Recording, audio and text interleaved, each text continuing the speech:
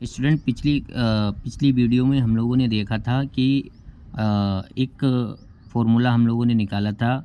जो फ़ॉर्मूला हमारे पास आया था F dash is equal to K2 upon में K1 इंटू में F। ये फ़ॉर्मूला जिन बच्चों ने पिछली वाली वीडियो नहीं देखी है वो पहले उस वीडियो को जाकर देखें, तभी आपको ये समझ में आएगा कि ये फ़ॉर्मूला कैसे बना है। ठीक है, अब ये फ़ॉर्मूला मैं एक बार फिर से आपको फटाफट से रिवाइज़ करा देता हूँ कि ये फ़ॉर्मूला हम तब लगा सकते हैं जब हमारे दोनों आवेश भी परिवर्तित ना हों और उनके बीच की दूरी भी परिवर्तित ना हो। अगर परिवर्तित हो तो उनके बीच का परावैद्युतांक परिवर्तित हो, तभी हम ये फ़ॉर्मूला अप्लाई कर सकते हैं। और इसी के ऊपर हमारा एक सवाल दे रखा है। आइए पढ़ते हैं सबसे पहले क्वेश्चन को। देखिए, यदि दो आवेशों को Q1 बराबर 2 माइक्रोकूलाम एवं Q2 बराबर 3 माइक्रोकूलाम एक दूसरे से 1 मीटर की दूरी पर दो परावैद्युतांक के माध्यम में रखने पर उनके बीच 3 न्यूटन का बल कार्य करता है।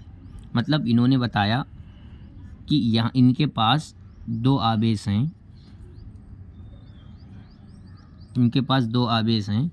एक आवेश है Q1 बराबर 2 माइक्रोकूलाम और एक आवेश है इनके पास Q2 बराबर 3 माइक्रोकूलाम। ठीक है, और इनके बीच की जो दूरी है वो है अपने पास 1 मीटर। ठीक है, और इन्होंने कहा कि यहाँ पर जो परावैद्युतांक है जिसको हम K1 मान ले रहे, K1 परावैद्युतांक जो है वो है 2। अब यहाँ पर बल कितना लग रहा है ये बता रहे हैं कि जो बल लग रहा है ये 3 न्यूटन बल लग रहा है, 3 न्यूटन का बल कार्य कर रहा है इसमें।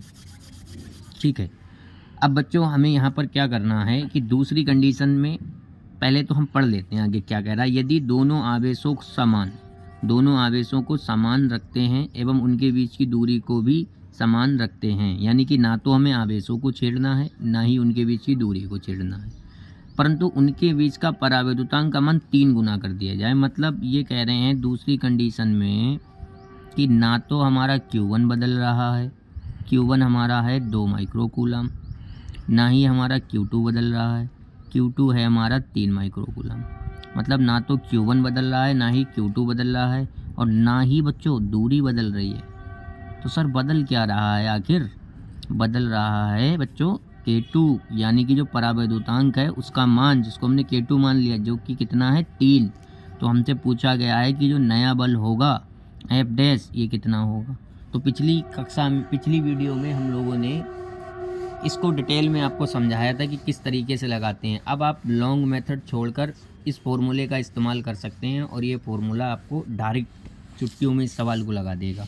तो देखिए, आइए देखते हैं किस तरीके से। तो एफ डैश अगर आप निकालना चाहेंगे तो देखिए K2 कितना है अपना 3 है। ठीक है, K1 कितना है अपना 2 है। ठीक है, बल कितना है अपना 3 है।